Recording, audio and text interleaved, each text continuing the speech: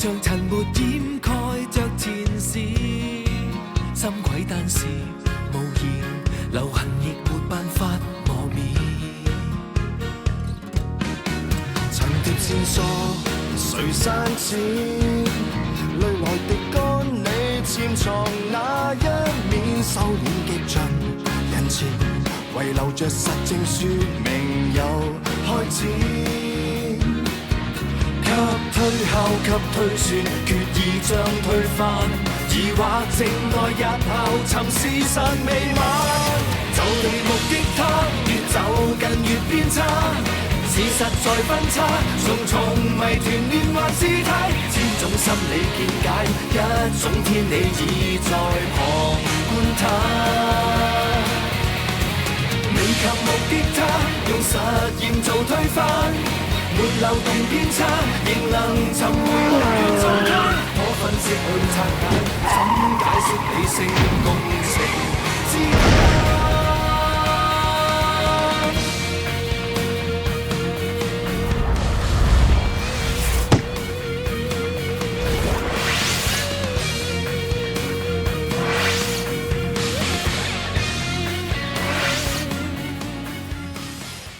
ខ្ញុំវាភ្លឺខ្លួនឯងខំគិតថាគេកាត់ញូទិញទូរស័ព្ទថ្មីឲ្យសរសើរនាងជួមកឲ្យថានេះពូកែការពិតគេមើលមកចឹងគឺជាមនុស្សល្ងងសួរបន្តិចមិញនេះខ្ញុំធ្វើអីមិញនាងលើកកៅទឹកហើយផឹកទឹកខ្ញុំមិនបានផឹកទឹកខ្ញុំគ្រាន់តែលើកកៅឡើងរៀងដូចផឹកទឹកឯងនិយាយបែបនេះបញ្ជាក់ថា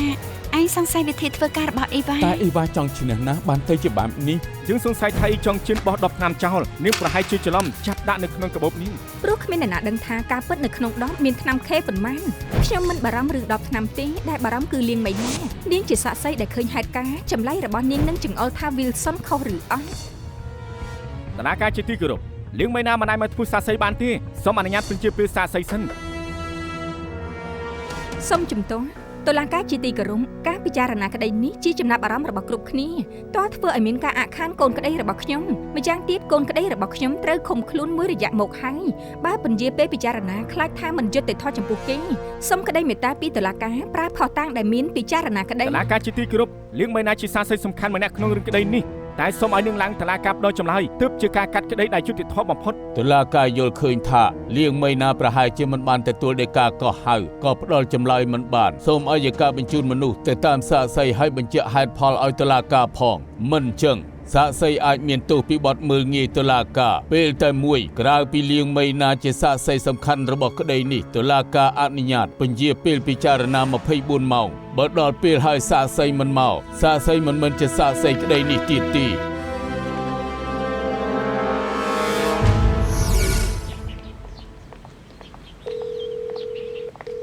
តែនេះឯងឈប់សិនBaby មានរឿងនៅក្នុងផ្ទះគេដឹង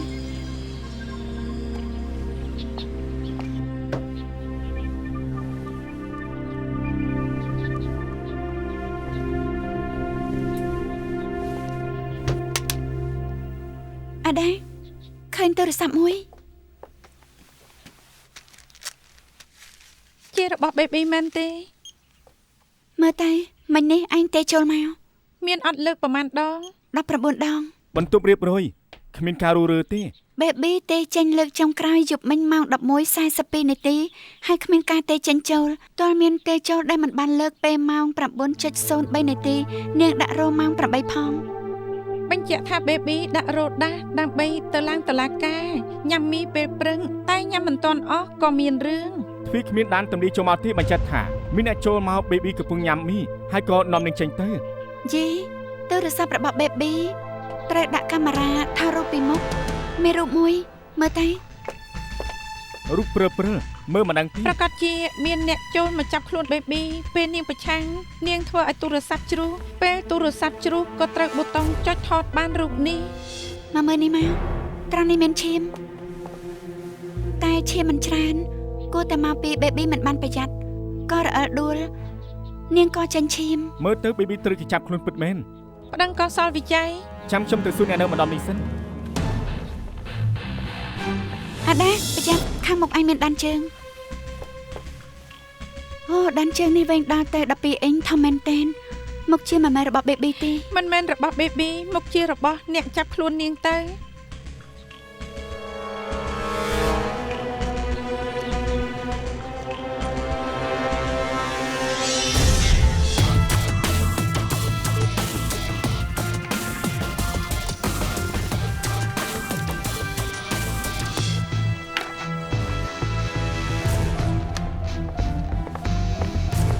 អូបញ្ញាំណាស់ណោះ សល់ពេល20ម៉ោងបរលៀងមិនណាមិនឃើញអ្វីដែលធ្វើមកទៅទេសូម ខ្ញុំក៏ទេសាតែត្រួតពិនិត្យបង្ខំមិនបាន តែ ទេ ដូចជាធូរទ្រង់ព្រោះមានតម្រុយហើយនឹង ឈាមនៅកន្លែងកើតហេតុបញ្ជាក់ថាជារបស់ម៉ៃណាចំណែកដីខ្សាច់ដែលជួលមកផ្ទះនាងពេលនេះកំពុងតែពិនិត្យតែមានរឿងមួយខ្ញុំថាវាចម្លែកដានជើងជួបនៅកន្លែងកើតហេតុផ្នែកមុខរបស់ស្បែកជើងមិនសូវច្បាស់ទេតែផ្នែកខាងក្រោយច្បាស់ណាស់បែបនេះបញ្ជាក់ឲ្យឃើញថាចំណុចកណ្ដាលប្រហោងហើយច្បាស់តែខាងក្រោយដូច្នេះខ្ញុំគិតថាកែងជើងរបស់គេធំជាងកែងជើងមនុស្សទូទៅ អ្នកដែលចាប់លៀងមិនណាទៅហើមកែងជើងអញ្ចឹងឯង ដំបូងគ្រាន់តែសន្និដ្ឋានប៉ុណ្ណឹងក្រោយពីវិភាគរូបនៅក្នុងទូរស័ព្ទលៀងមិនណាទៅខ្ញុំក៏ជឿជាក់ ទូរស័ព្ទរបស់លៀងមិនណាថតជាប់ជើងប្រុសម្នាក់កែងហើមពិតមែនមិនក៏បែបនេះឬគេឈឺជើង គេគួរតែឈឺនោះទេមានជំងឺមួយប្រភេទដែលហៅថា Rocker Bottom Foot កែងជើងដូចកៅអីយល់កែងជើងអ្នកជំងឺហាមខ្លាំងរោគបន្តពូជដែលកើតពីក្រូម៉ូសូមខុសប្រក្រតី មានជំងឺពូជបែបនេះដែរ បើខ្លាំងបន្តិចក៏ខ្សោយបញ្ញាអ្នកខ្លះបេះដូងពីការតាំងពីកំណើតព្រោះជើងដែលហាមខ្លាំងដូច្នេះស្បែកជើងដែលពាក់ទើបត្រូវឲ្យជាងកាត់ ឬមួយក៏ពាក់ដូចគេស្បែកជើងវាលស្រួលពាក់ជាង អាឡូវីនមែនអូខេស៊ើបបន្តទៅ វិញបានតម្រុយអី អ្នកស្រុកនិយាយថាការពីព្រឹកឃើញប្រុសម្នាក់អស់លៀងមិនណានៅមាត់ផ្លូវចូលភូមិតែគេគិតថាក្មេងៗឆ្លោះគ្នាក៏មិនចាប់អារម្មណ៍ទៅ ចាំមុខប្រុសនឹងបានទេ អាយុប្រហែល30បានមកប៉ុណ្ណឹ បាន ង ន័យថាពេលនេះអាងបានឲ្យថាមានអ្នកចាប់ខ្លួនលៀងមីណាយកទៅពិ លៀ ត ងមិន មែន ណាឡើងតុលាការមិនបានអេចុងជៀនមានប្រយោជន៍ គេ ច្រើន ឲ្យមនុស្សចាប់លៀងមិនណាមិនចម្លែកទេ អញ្ចឹងនៅមានសង្ឃឹមថាគ្រាន់តែឃុំនាងទុកមិនធ្វើបាបនាងទេ ពេលនេះយើងត្រូវបញ្ញាំរស់លៀងមិនណាមកឡើងតុលាការឲ្យបាន យើងនឹងបង្ខំក្រែងលុយជួបតម្រុយណាអាចជួយបាន ហត់បន្តិចហើយ នេះបាទ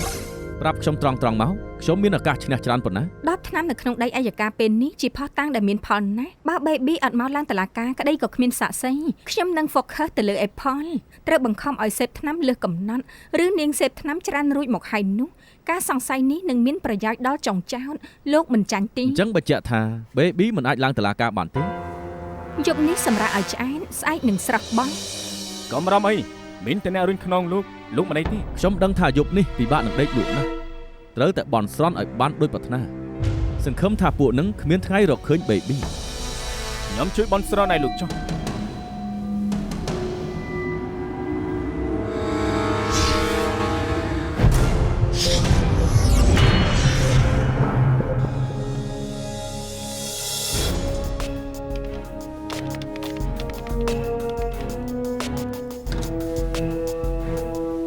លោកនាយពូលទ្ធផលពិនិត្យខ្សាច់ក្រហមដែលឃើញនៅផ្ទះលៀងមីណានៅយូនឡាងបានចេញមកហើយវាប្រកបទៅដោយដីខ្សាច់ដីភក់ហើយនិងគ្រួ អញ្ចឹងថ្មល្បាប់ហើយមិនក៏ពណ៌ក្រហម នឹងមកពីមានផ្សំម្យ៉ាងនោះគឺសារធាតុដែកត្រែង ថ្មល្បាប់ជាដុំថ្មដែលមានធាតុដែកជាធាតុផ្សំពេលដែលកន្លងផុតយូរក៏កើតអុកហាក់សេដេសិនហើយបញ្ចេញធាតុដែកចេញមកទើបថ្មនឹងមានពណ៌ក្រហម ទី ចាស់ ណានៅហុងកុងដែលមានថ្មខ្សាច់ពណ៌ក្រហមចាស់មាននៅទីនេះនេះជាកន្លែងណាទៅហួងជូជាជួយឈួនវ៉ាន់និងទល់មុខកោះក្រហម ថ្មល្បាប់នៅហ៊ុនជូជាជួយបុរាណបំផុតនៅហុងកុង400លានឆ្នាំមុនមានការប្រមូលផ្ដុំថ្មល្បាប់ផ្សេងនៅផ្លូវទឹកបំបីជា3តែថ្មល្បាប់នៅហ៊ុងជូជាជួយមិនធំដូចកោះក្រហម ដែន ទេ ដី2/3របស់កោះក្រហមជាថ្មល្បាប់ក្រហមទាំងអស់កើតឡើងកាលពី100លានឆ្នាំមុនទីនឹងមានឥន្ធនូផ្ទៃសមុទ្រផង អ្នកដែលចាប់លៀងមីណាយកទៅនៅហងជូជាជ័យឬក៏ក្រហមទៅ ហ៊ុងជូជាជួយជាផ្លូវទៅកោះក្រហមស្រាប់ហើយអាចទៅរួចទាំងពីរកន្លែងឆាប់ប្រាប់អាដា បានបាទ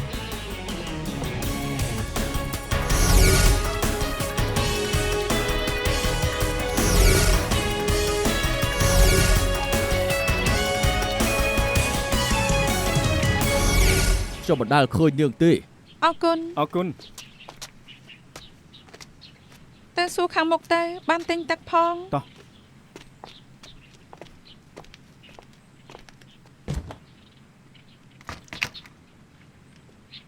បងស្រី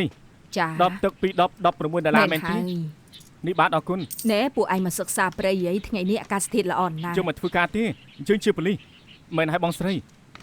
ធ្លាប់ឃើញស្រីម្នាក់នេះដែរទេ អើយភ្នែកខ្ញុំមិនសូវជាល្អទេមើលមិនច្បាស់មិនដឹងទេ មួយរយៈនេះមានឃើញមនុស្សមកផ្លាច់មកទីនេះអ ឃើ ត់ ញអ្នកទាំងពីរឈរនេះឯង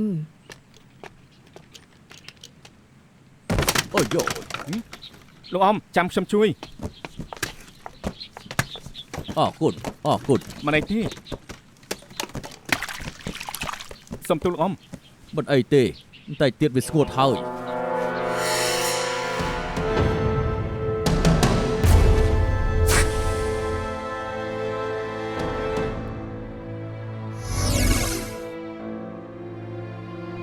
អាយកា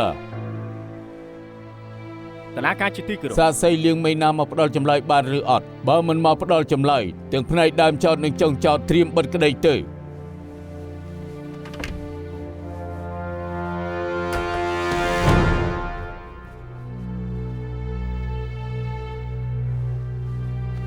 ឡាការជាទីគោរពសូមបង្ហាញខ្លួនសាស័យលៀងមេណាដល់ចម្លើយ អនុញ្ញាត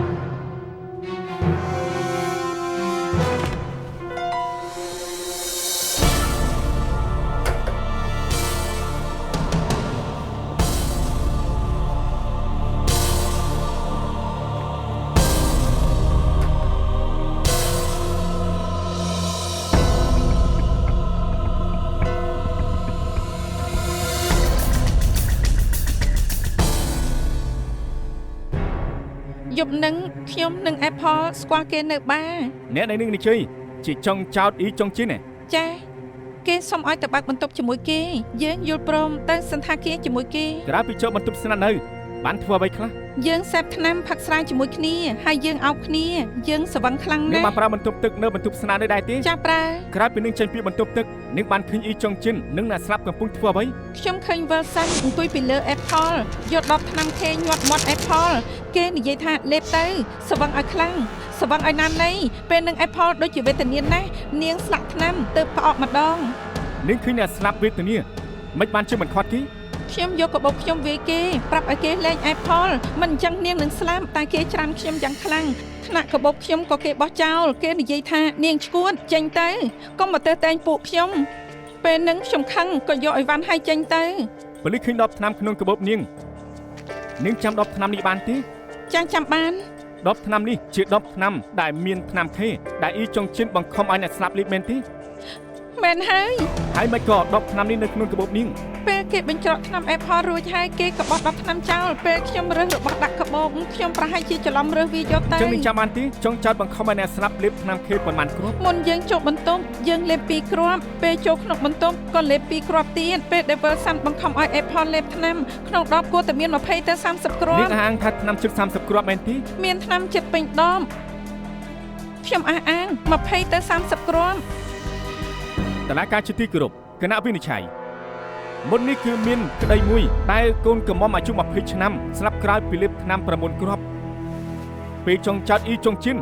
បង្ខំឲ្យអ្នកស្លាប់លេបថ្នាំ20ទៅ30គ្រាប់សូមអស់លោកចាំឲ្យបានច្បាស់ថ្នាំខេ20ទៅ30គ្រាប់តឡាការជាទីគោរពខ្ញុំអស់សំណួរ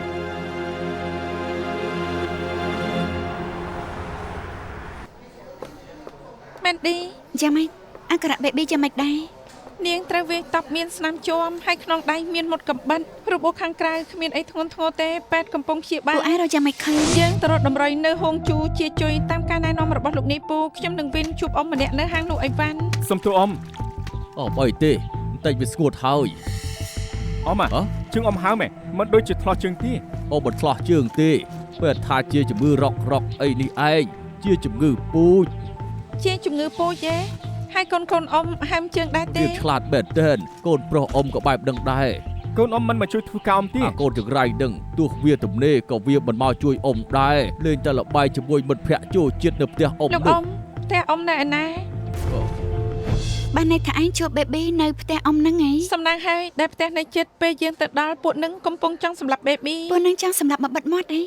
ទោះជា baby មកឡើងតឡាការមិនបានមិនមែនថាចង់ជានឹងឈ្នះក្តី គ្រាន់តែចំណាយលុយម្ដុំធ្វើដូចជាទិញធានារ៉ាប់រងចំពោះពួកគេមនុស្សស្លាប់ម្នាក់គឺគ្មានអីទេ មានលុយវាយ៉ាងម៉េចទេវតាយុត្តិធម៌រហូត ម្ដាម យ៉ាងម៉េចដែរ របួសគ្មានរោគឆ្លងអស់អីហើយបើកថ្នាំហើយទៅផ្ទះចាស់ អរគុណខ្ញុំអរគុណពួកនាងចេះអរគុណដែរចេះថ្ងៃនេះដែលខ្ញុំផុតស្លាប់មកបានព្រោះបានពួកនាងជួយ មានសំណាងកប់ក្នុងសយតែរហូតរឿងល្អៗនឹងមកតាមចាំទុកណាតើទៅរស់នៅឲ្យបានល្អ នឹងព្យាយាមម៉េះដូចមិនសូវប្រកបវិជ្ជាសោះខ្ញុំមិនដឹងថាធ្វើបានឬអត់ប៉ុន្តែមានបងអ្នកសង្គមសង្គ្រោះជួយខ្ញុំថាខ្ញុំពិតជាធ្វើបាន ខ្ញុំមិនមែនទេ តែបើថ្ងៃក្រោយនាងត្រូវការជំនួយពេលណានាងក៏ទេរកខ្ញុំបាន នាងធ្លាប់ឲ្យ Apple ហាញ់តាខ្ញុំគិតថាពេទ្យវិទ្យាសាស្ត្រកសលវិច័យនាងជាពេទ្យច្បាប់ទេអូយពូកែណា នាងធ្វើក៏បាន ហើយធ្វើយ៉ាងម៉េចបានថ្នាក់មិនមែនអ្នកសង្គមសង្គ្រោះនៅរត់តាមខ្ញុំឡើងយូរដើម្បីឲ្យខ្ញុំឡើងតុលាការដើម្បី Apple ខ្ញុំនិង Apple ជាមិត្តសម្លាញ់តែបែរជាខ្វល់តែពីខ្លួនឯងមិនខ្វល់ពីគេសោះខ្ញុំនេះយ៉ាប់មែនក ុំក៏រឿងអស់នេះទៀតអីនាងព្រមឡើងតុលាការធ្វើសាក់សីទុកថាបានជួយ Apple ច្រើនណាស់ហើយគេនៅទុកនាងជាមិត្តភក្តិរហូតទេវតាមិនឲ្យឱកាសលើកទី2ទៅ Apple តែលោកឲ្យនាងត្រូវរស់នៅបានល្អយល់ទេ ខ្ញុំយល់ហើយអរគុណណាស់ដល់ចិត្តស្មោះពីអ្នកដែលចាប់លៀងមីណាសារភាពហើយនិយាយថាឯងជួលពួកគេឲ្យចាប់លៀងមីណាដើម្បីយកទៅសម្លាប់បំបិតមាន់មានអីនិយាយទេ ខ្ញុំត្រូវការមេធាវី ក៏ជួយឯងមិនបានមានតែឯងទេជួយខ្លួនឯងបានអ៊ីចង់ជៀនបញ្ជាឯងមែនទេ គឺថាទទួលទោសជំនួសគុណអ្នកមានហើយក្រុមគ្រួសារឯងមានសុវត្ថិភាពឯងភិកច្រើនដឹងខ្លួនថាត្រូវគេបោកនៅពេលដែលជាប់គុកប្រើខួរក្បាលខ្លះទៅ កុំមើលងាយគេនឹងអ៊ីចង់ជៀនរៀនចប់មកជាមួយគ្នា អូស្មានមកដល់ទេខ្ញុំចង់ដឹងថាខួរក្បាលឆ្លាតរបស់ឯងនេះកំពុងគិតអីក្រៅពីបទល្មើសឃាតកម្មទៅនៅមានបទល្មើសរារាំងមន្ត្រីធ្វើការទៀតឯងជាប់គុកហើមក្បាលចំណែកអ៊ីចង់ជិននឹងបានហឺហាតទៀតហើយប្រពន្ធកូនឯងគិតយ៉ាងម៉េចទៅលុយសំខាន់ជាងឬមួយក៏គ្រូសាយសំខាន់ជាងសំដែរទេ ឯងជួបក្តីសម្រេចជាងគេពូកែជាងគេគ្រប់ផ្នែកគ្រាន់តែមិនសំណាងជាកូនអ្នកមានដូចគេកូនប្រុសឯងនៅតូចឯងមកជាមិនចង់ឃើញកូនដើរផ្លូវតាមឯងទេមែនទេ បើពុនប្រាប់ជើងថាអ្នកណាប្រើឯងទៅចាប់ខ្លួនលៀងមីណានោះដែលមិនឲ្យគេឡើងតុលាការថែមទាំងសម្លាប់បំបិតមាត់នាងយើងនឹងសុំតុលាការសម្រាប់ ឯង ទុក នឹងឆាប់មានសេរីភាពមានឱកាសឃើញកូនប្រុសខ្លួនឯងធំធាត់ ដែលខ្ញុំនិយាយគឺមែនព្រោះវលសានល្អនឹងខ្ញុំមករហូតដែលខ្ញុំមានផ្ទះមានឡានមានតំណែងព្រោះតែគេឲ្យខ្ញុំទាំងអស់នឹងទើបខ្ញុំទ្រាំមើលគេលំបាកមិនបានបើគេលំបាកខ្ញុំក៏លំបាកដែរប្រពន្ធកូនខ្ញុំក៏លំបាកដែរណាខ្ញុំព្រមឲ្យ baby ឡើងតុលាការមិនបានទេខ្ញុំមិនចង់ឲ្យវលសានជាប់គុកទោះបីជាត្រូវសម្លាប់បំបត្តិមាត់ក៏ខ្ញុំធ្វើដែរទាំងអស់នេះខ្ញុំធ្វើម្នាក់ឯងខ្ញុំចង់និយាយថាប៉ុណ្ណឹងទេ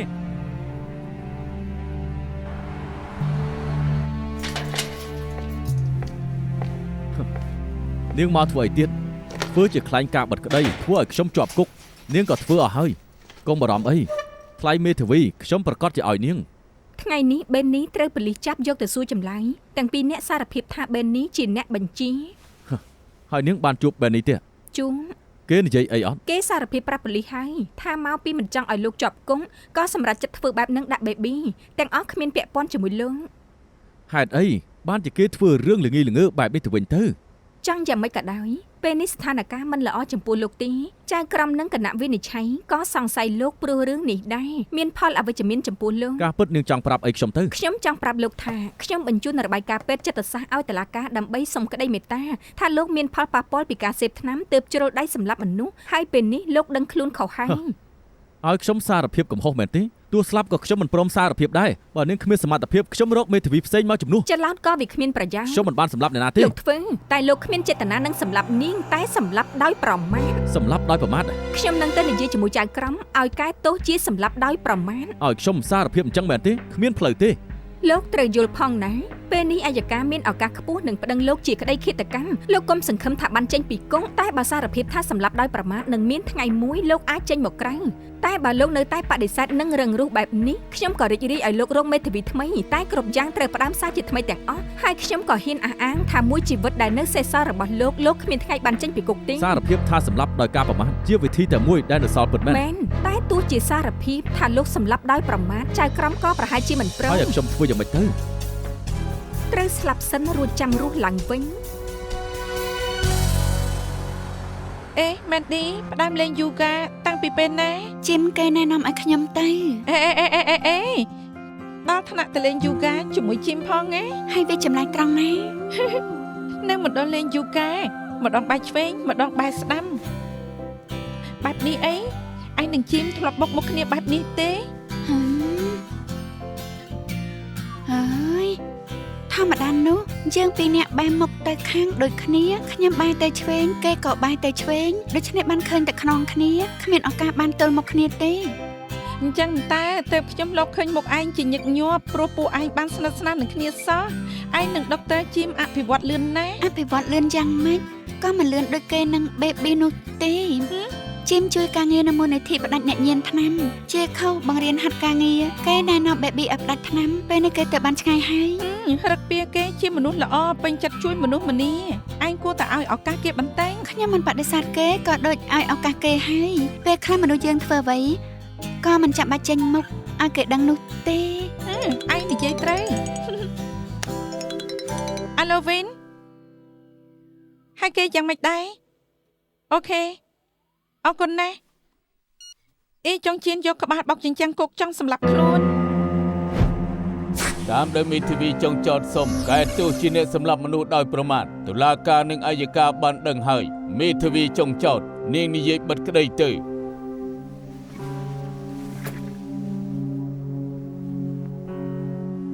គណៈវិនិច្ឆ័យទាំងអស់កូនក្តីរបស់ខ្ញុំអ៊ីចុងជៀនមានក្រុមគ្រួសារដែលពេញលេញគេចូលរៀនសាកលវិទ្យាល័យដែលល្អអាជីវកម្មក្រុមគ្រួសារទៅដោយរលូនតាំងពីតូចដល់ធំកូនក្តីរបស់ខ្ញុំមិនចង់ឲ្យក្រុមគ្រួសារត្រូវអស់សង្ឃឹមគេក៏មានសម្ពាធខ្លាំ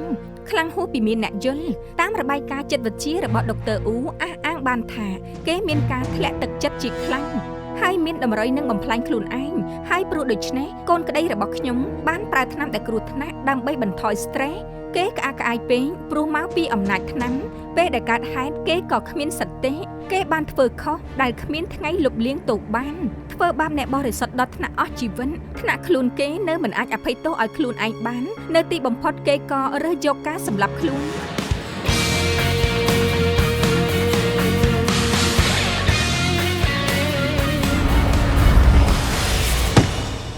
ដែលគេធ្វើបែបនេះព្រោះមិនមែនចង់គេចទេតែមកពីជំងឺបាក់ទឹកចិត្តរបស់គេបានដល់ដំណាក់កាលធ្ងន់ធ្ងរយ៉ាងខ្លាំង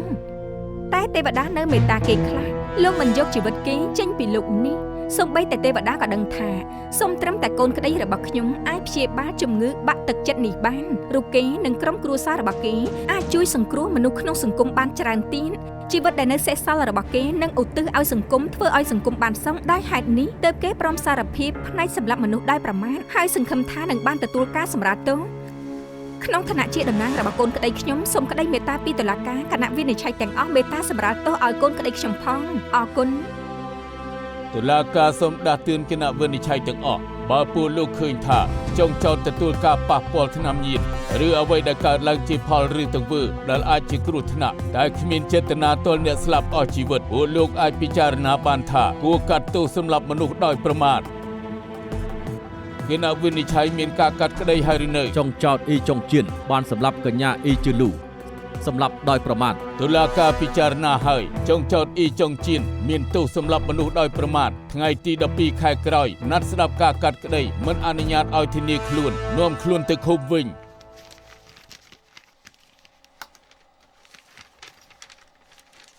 អ៊ីវ៉ាម៉ោង1ហើយឲ្យម៉ារីទៅទិញបាយដែរទេ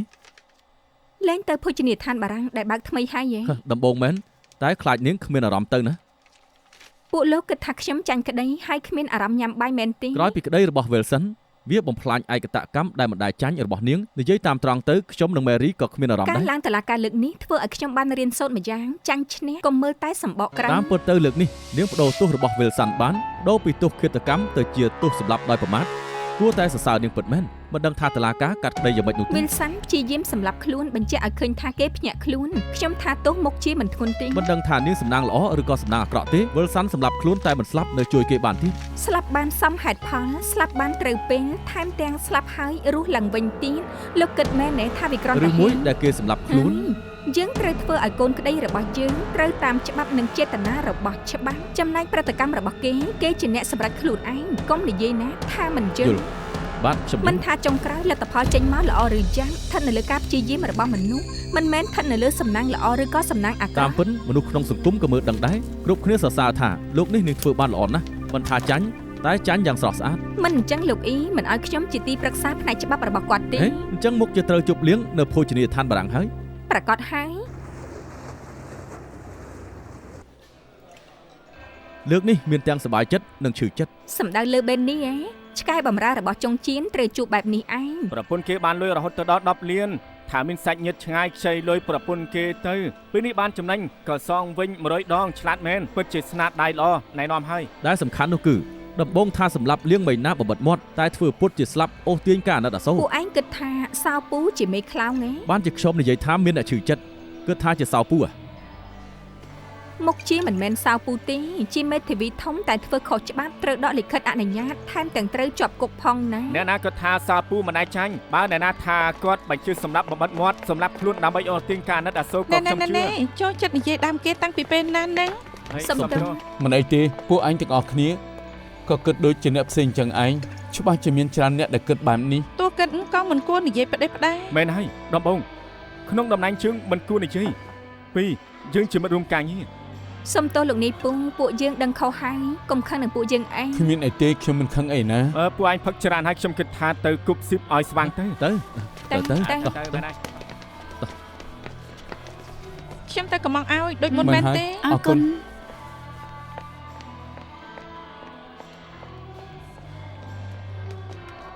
រឹកពីបែបនេះអញកំពុងតែប្រាប់មនុស្សទូទាំងពិភពលោកនិងខ្លួនឯងថាឯងក៏សង្ស័យអ៊ីវ៉ា មនុស្សធម្មតាត្រូវគិតធម្មតាខ្ញុំក៏អញ្ចឹងដែរឬនាងមិនសង្ស័យអ៊ីវ៉ាអីបន្តិចទេ គំនិតរបស់ខ្ញុំមិនសំខាន់ទេប្រការសំខាន់គឺឯងគិតយ៉ាងម៉េចលើភរិយារបស់ឯង ថ្ងៃនឹងពេលផ្ដល់ចម្លើយហើយពេលកំពុងរៀបចេញពីតុលាការខ្ញុំបានលើកអាយកាប្រាប់តុលាការថា រឿងមិនណាមិនណៃមកធ្វើសាស័យបានទេសូមអនុញ្ញាតបញ្ជាពីសាស័យ អ៊ីវ៉ានៅស្ងៀមផ្ទៃមុខញញឹមរបស់នាងដូចជាថ្ងៃនឹងនាងដឹងហើយថាថ្ងៃនឹងបេប៊ីអត់ទៅទេ គ្រាន់តែទឹកមុខញញឹមឯងយកមកជាហេតុផលហ្នឹងឯង នាងនិយាយតាថាគេជាភរិយាខ្ញុំនៅជាមួយគេមកយូរឆ្នាំការដែលគេសម្ដែងចេញបែបនេះអ្នកក្រៅអាចមិនដឹងតែខ្ញុំដឹងច្បាស់ថាវាសម្ដែងលើអី ហើយពេលនេះក្តីនេះចិត្តមានការកាត់ក្តីហើយនេះជាពេលដែលល្អដែលសួរអ៊ីវ៉ាឲ្យដឹងរឿងក្នុងចិត្តរបស់ឯងមានបន្លាត្រូវប្រញាប់ទាញចេញឲ្យបានឆាប់បំផុតកុំបណ្ដោយបន្លានៅក្នុងចិត្តធ្វើឯងឬមួយអ្នកផ្សេងត្រូវឈឺចាប់ ខ្ញុំខ្លាចតែពេលដឹងការពិតវាកាន់តែឈឺចាប់ឡើង លោកនាយពូ អរគុណ ដុកទ័រចុង អរគុណតែពេលខ្លះមនុស្សយើងត្រូវគិតវិជ្ជមានខ្លះដូចជាមេឃដីខ្យល់ខ្ញុំមិនដែលខ្លាចពន្លឺថ្ងៃចាំងឬក៏ពេលមានព្យុះភ្លៀងបក់បោកដែលខ្ញុំខ្លាចបំផុតគឺមេឃដូចចង់ភ្លៀងតែមិនភ្លៀងវាទាំងគួរឲ្យធុញហើយរន្ធត់ដូចជាឯងពេលនេះ ខ្ញុំក៏ទទួលយកសភាពខ្លួនឯងមិនបាន ឈីនិយាយលេងបានបញ្ជាក់ថាបានធូរហើយពេលនេះប្រការសំខាន់បំផុតគឺការធ្វើឲ្យវាច្បាស់លាស់ក៏ដូចជាក្តីលើកមុនអ្នកដែលស្លាប់មើលសា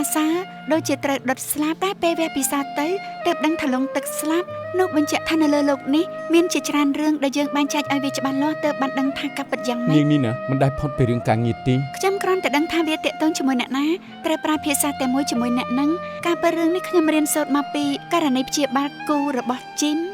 អូខ្ញុំថាដូចជាឃើញផ្កាភ្លើងហើយ ការភ្លើងអី ផ្កាភ្លើងក្តីស្នេហ៍របស់នាងនឹងជីម មក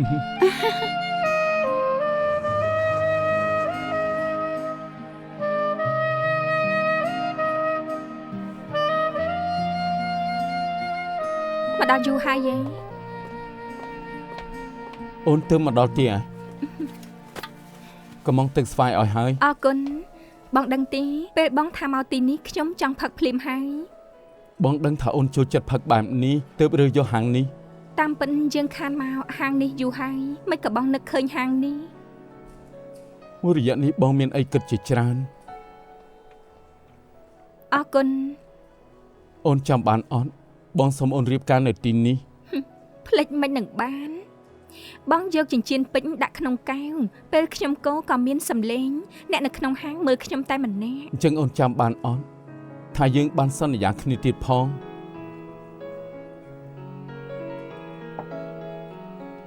ការពិតថ្ងៃនេះបងកើតអីទៅ យើងសន្យាគ្នាថាក្រោយពីរៀបការហើយយើងទាំងពីរនាក់ត្រូវស្មោះត្រង់នឹងគ្នា ខ្ញុំចាំបាន ពាក្យថាស្មោះត្រង់រួមដល់ការស្មោះស្ម័គ្រភក្តីភាពហើយត្រង់ទៅត្រង់មកបងធ្វើតាមសន្យាមករហូតចូលអូនវិញនោះ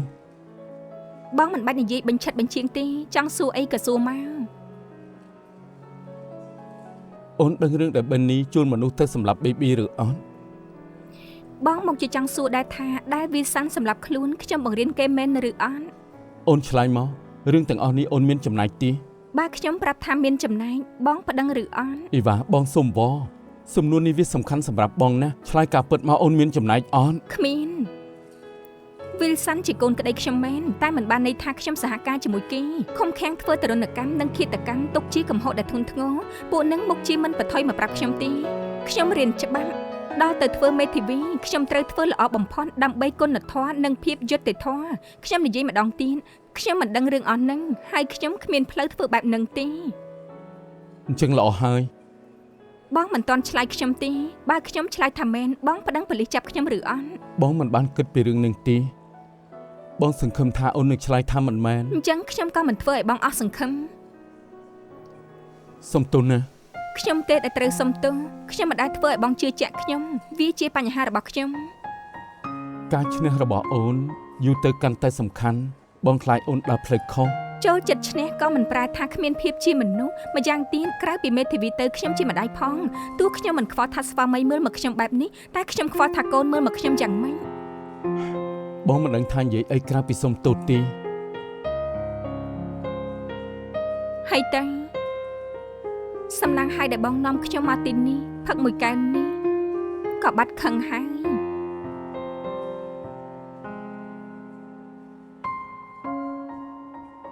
លាងស្អាតហើយ អរគុណលំបាកដល់លោកហើយ នៅមានទៀតខ្ញុំធ្វើស៊ុគីនៅទូខាងក្រោម បាទចាំខ្ញុំទៅយក លោកតាហេតុអីបានជាសឹកចាំពិសាសុគី វាស្រួលធ្វើឆ្អិនលឿនឆាប់បានញ៉ាំនោះអី ថ្ងៃនេះខ្ញុំក្តៅក្នុងតើតែចង់ពងមាត់ទៅហើយ បញ្ជាក់ថាអោកមូនមិនគ្រប់គ្រាន់បន្តិចនឹងចៅនិយាយលេងជាមួយគេទៅណាញ៉ាំសឹមទៅបន្តិចអស់ហើយ បាទនេះ មិនចឹងទេពេលញ៉ាំស៊ុគីរួចចេញទៅជាមួយជីមទៅញ៉ាំបង្អែមអត់ទៅជាក្នុងធានាថាញ៉ាំតែមួយចានជាហើយមែនទេជីម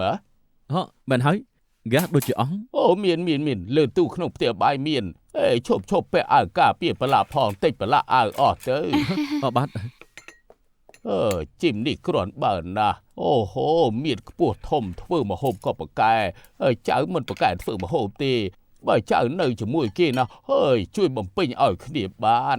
យល់ល្អបបួលគេឲ្យរើមិននៅជាមួយគ្នាមកកាន់តែល្អខ្លាំងមែនទេ បើចៅនឹងគេចុះសម្រងនឹងគ្នានោះតាមមិនស្អប់ខ្ពើមថែមទាំងសប្បាយចិត្តខ្លាំង ហើយ ទៀ សុំ ត ចាញ់តាហើយមិនប្រហែលថ្ងៃតាក៏រឿងនឹងថ្មីមកឲ្យខ្ញុំទៀតហើយ តាចាញ់ចៅហើយឯងពីរនាក់នេះយឺតយ៉ាវមិនទាន់ចិត្តសោះ ឃើញហើយ អូឯងពីរនាក់នាំគ្នាត្រៀមទៅតាទៅយកគ្រឿងផ្សំសិនណា ណែខ្ញុំធ្វើល្អជាងលោកមិនដែលប្រាឆ្ងាយនេះទេ សុំទោសណាការពិតទៅខ្ញុំក៏ចង់តែប្រាប់នាងដែរតែតានាងនិយាយថាគាត់ចង់សប្រៃសង្ឃឹមថាមិនធ្វើឲ្យនាងភ្ញាក់ផ្អើលចុះ ខ្ញុំសុំទៅហើយតាខ្ញុំចិត្តធ្វើខ្ញុំភ្ញាក់ផ្អើលឲ្យញយ អូគ្មានសសរស្ទេកយ៉ាងម៉េចបាន Sauce steak អី បាន តាពិសាសុគីជាមួយនឹង sauce steak តាំងពីកាលណា អើយគ្មានសសរស្ទេកញ៉ាំស៊ុគីយ៉ាងម៉េចកើតទៅអញ្ចឹងចេះចោះតាចេញទៅទិញសិនពួកឯងពីរនាក់នាំគ្នាញ៉ាំសិនទៅណែបើប្រញាប់ស្ងោវាក៏ឆាប់ឆ្អិនដែរណាហ៎ លោកតា ហើយយ៉ាងម៉េច ពេលដើរមកលោកតាថាឈឺក្បាលជង្គង់ចាំខ្ញុំទៅទិញវិញ មិនបានទេឯងមិនស្គាល់ម្ដុំនេះផងនឹង ខ្ញុំស្គាល់ចាំខ្ញុំទៅទិញ មិនបានទេទៅម្នាក់ឯងមិនកើតណែជីមកទៅជាមួយមិនឌីនតិចទៅពួកឯងពីរនាក់និយាយគ្នាចុះសម្រងនឹងគ្នាទៅទិញឲ្យឆ្ងាយតិចក៏មិនអីដែរមានផ្សារទំនើបរំលង 4-5 អគារទីនោះមានសសរស្ទេកម៉ាក់សសរថ្មដែលតាចូល បាន ចិត្ត ឥឡូវនេះ នៅមិនបាច់បញ្ញាប់ពេកទេដើរតាមស្រួលជជែកគ្នាលេងទៅតាហូបចាប់ពួកឯងណាបាយបាយ ម៉ាក់សសរថ្មដូចជាគ្មានទេ ហាលោកច្បាស់លាស់ម្លេះលោកតាគ្មានចង់បាន sauce steak ទេមិនបាច់ចាំរកនោះទេ ទៅមើលខាងនោះទៅ មានអីត្រូវទិញទៀតទេ ឥឡូវតកងនាងមានរបួសមាត់ ខ្ញុំថាវាមិនអីទេ តែខ្ញុំមានរបស់ត្រូវទិញ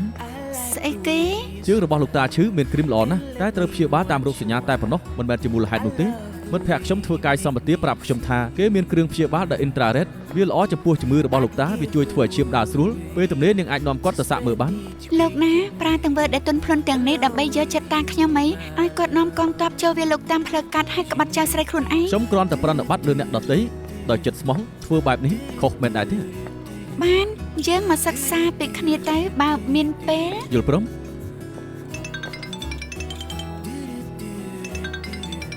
ចាំមិនអដែរ ធ្វើការហើយមកញ៉ាំឆ្នាំងភ្លើងជាមួយគ្នា អូខេឯងអាចមកញ៉ាំអីបានបើមកផ្ទះខ្ញុំ យ៉ាងម៉េច លោកតាតែងបន្លែដាក់ឆ្នាំងភ្លើងច្រើនណាស់បើអញ្ចឹងបើឯងមកដល់ផ្ទះគ្រាន់តែជួយខ្ញុំនៅកំដរគាត់ ហើយឯង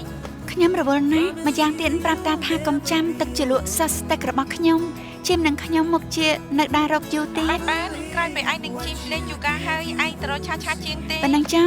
បាយបាយ បងលុយហើយចេញទៅគិតលុយ អេឲ្យលុយឲ្យយើងទៅណា នាងមកដើររក sauce steak ទៀតទេ យ៉ាងម៉េច ខ្ញុំស្គាល់ហាងអ៊ីតាលីថ្នាក់កំពូលមួយ នៅទីហ្នឹងមានសាស្ទឹកទេ អាចមាននាងមិនចង់ដើររកវាទៀតទេគ្រាន់តែដើររកវាតាមស្រួលទៅ តែ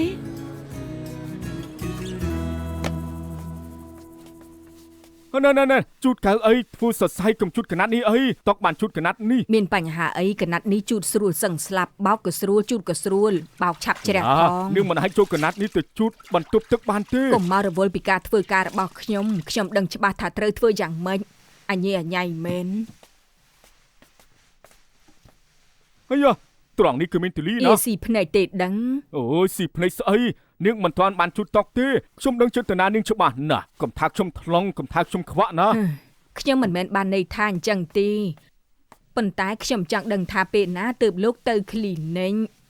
នាងសពខ្ពំខ្ញុំនៅទីនេះអញ្ចឹង លោកអ្នកនិយាយខ្លួនឯងទេណាខ្ញុំមិនបាននិយាយទេ ណែខ្ញុំប្រាប់ឲ្យជូតត្រង់នេះផងណា ប្រាប់ហើយខ្ញុំជូតហើយជូតពេលលោកទៅបន្ទប់ទឹក ខ្ញុំទៅតែ1វិនាទីហើយជូតលឿនហួសហេតុពេកហើយណាខ្ញុំទៅស្ទាបមួយសិនអាយ៉ាទូលីជូតសាថ្មីទៅ យ៉ាងម៉េចក៏បានដែរឲ្យលុយគិតជាម៉ោងតើតាមចិត្តទៅការពិតចង់យ៉ាងម៉េចមានទលីអត់គ្មានហើយនឹងខ្ញុំយកទឹកទៅចោលហើយណា ជួយជូណាជូ វាខ្មាស់គេខ្លាំងក៏សងំមិនចេញមកជួបរដាទេ លាក់មុខយ៉ាងម៉េចក៏អ្នកស្រុកនិយាយរឿងគេយូរទៀតដែរ ចំដាស់នឹកឲ្យអាបាស់មុខទៀត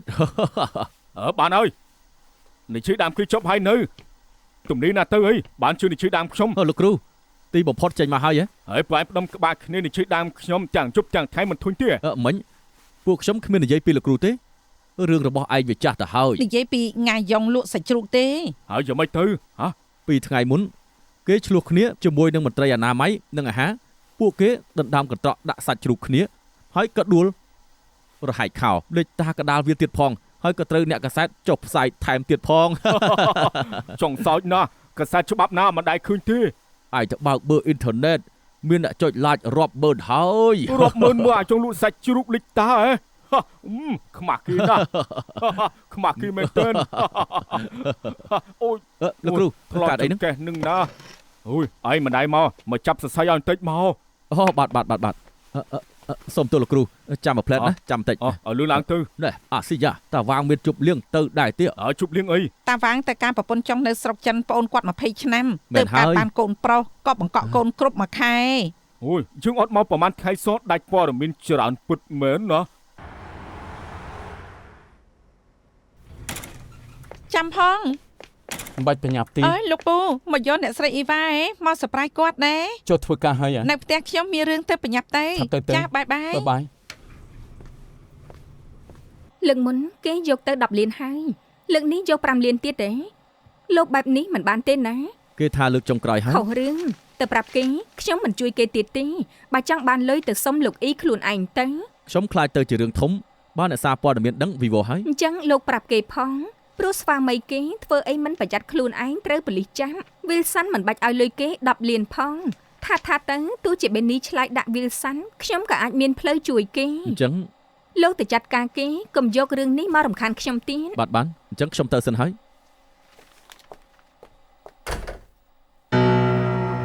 លោកពូ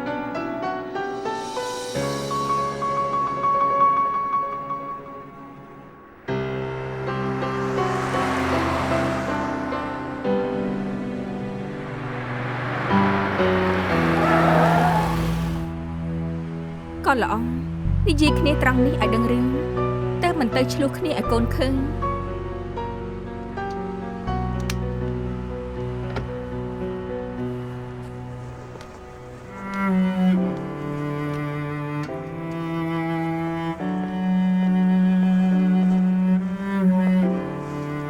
ចង់ស្ដាប់ខ្ញុំបកស្រាយទេ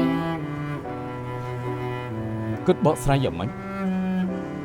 អូនដឹងតាំងពីដំបូងថាបេននេះជួលមនុស្សឲ្យតែចាត់ការបេប៊ីសូម្បីតែលុយដែលវេសាន់ឲ្យបេននេះថ្លៃបាត់មាត់អូនក៏ដឹងដែរ ខ្ញុំដឹងរឿងទាំងអស់តាមក្រោយនោះទេ គិតថាបងជឿហ៎ពេលនេះមិនចង់ឲ្យកាត់ក្តីនាងទើបបងចង់សួរការពិតពីនាងសិន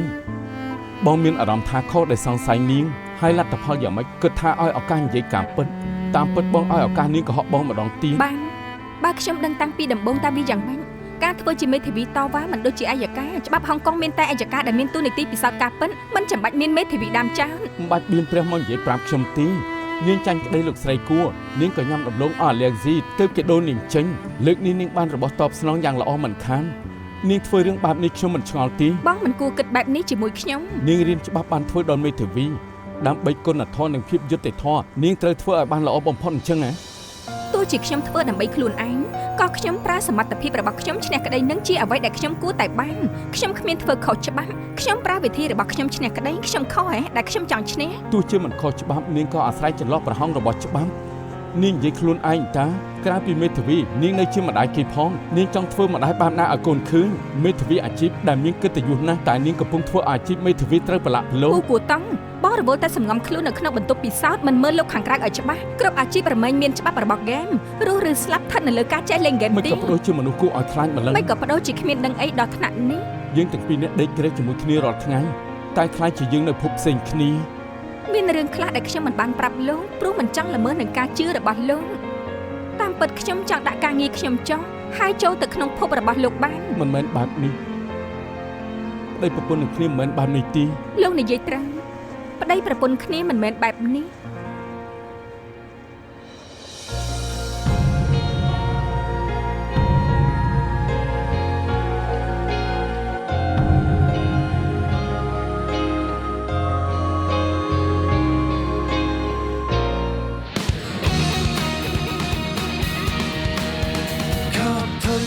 給推算，決意將推翻，疑惑靜待日後尋事實未晚，就地目的他，越走近越偏差，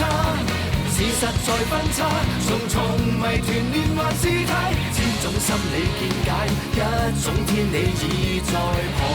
觀他。未及目的他，